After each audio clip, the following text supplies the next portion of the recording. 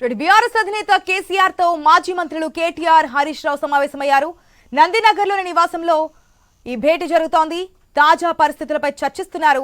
MLC కవిత MLC Mallanna వివాదం చర్చకు వచ్చే అవకాశం అయితే కనిపిస్తుంది. నిన్న జరిగినటువంటి వివాదానికి సంబంధించి ఏ విధంగా ముందుకు వెళ్లాలనే విషయాల్ని ఈ రోజు మాజీ సీఎం కేసీఆర్ తో మాజీ మంత్రులు కేటీఆర్ హరీష్ రావు చర్చిస్తున్నట్టుగా తెలుస్తోంది.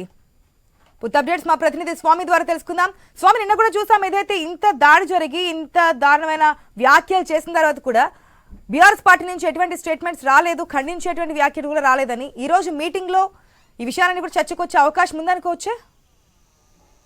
ఆశ ఒకవైపు బీఆర్ఎస్ ఎమ్మెల్సీ, ఒకవైపు తెలంగాణ జాగృతి సంస్థ నిర్వహిస్తున్నటువంటి కవిత సంబంధించిన విషయంలో ఎమ్మెల్సీ తిరుమల మల్లన్న చేసిన వ్యాఖ్యలతోటి జాగృతి కార్యకర్తలు మల్లన్న కార్యాలయం పైన దాడి చేయడం, అక్కడ ఏకంగా కాల్పులకు దారితీసే పరిస్థితుల నేపథ్యంలో పెద్ద ఎత్తున కూడా అడావుడి కొనసాగింది. దీంతో ఈ రోజు నందినగర్ లో ఉన్నటువంటి బీఆర్ఎస్ పార్టీ అధ్యక్షులు మాజీ ముఖ్యమంత్రి కేసీఆర్ నివాసానికి హరీష్ రావు, అదేవిధంగా ఇటు పార్టీ వర్కింగ్ ప్రెసిడెంట్ కేటీఆర్ చేరుకున్నారు. తాజా పరిస్థితులపైన వారంతా కూడా చర్చిస్తున్నట్టు తెలుస్తుంది. నిన్న ఎవరు కూడా బీఆర్ఎస్ పార్టీ సంబంధించి ఏ నాయకులు కూడా ఇది అంశం పైన ఎవరు కూడా స్పందించలేదు. దీంతో జరిగిన పరిణామాలపైన ఒకవైపు కవిత దూకుడుగా రాజకీయాలు చేస్తున్న నేపథ్యంలో జరుగుతున్న పరిణామాలపైన పార్టీ ఏ విధంగా ముందుకెళ్ళాలి, పార్టీ లైన్ ఏం తీసుకోవాలని సంబంధించి కూడా వాళ్ళు చర్చించుకున్నట్టుగా తెలుస్తుంది. ఆశ.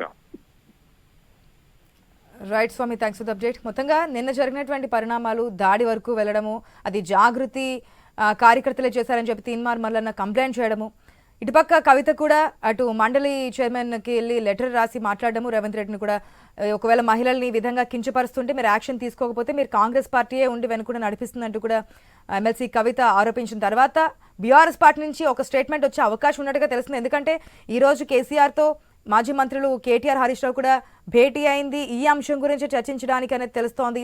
సో ఈ మీటింగ్ తర్వాత ఏ అంశాలు ప్రస్తావించారు, బయటకు వచ్చిన తర్వాత ఏ స్టాండ్ తీసుకోబోతున్నారు, కవితకి ఏదైనా సపోర్ట్గా ఉండే అవకాశం కనిపిస్తుందా అనేది వెయిట్ చేసి చూద్దాం.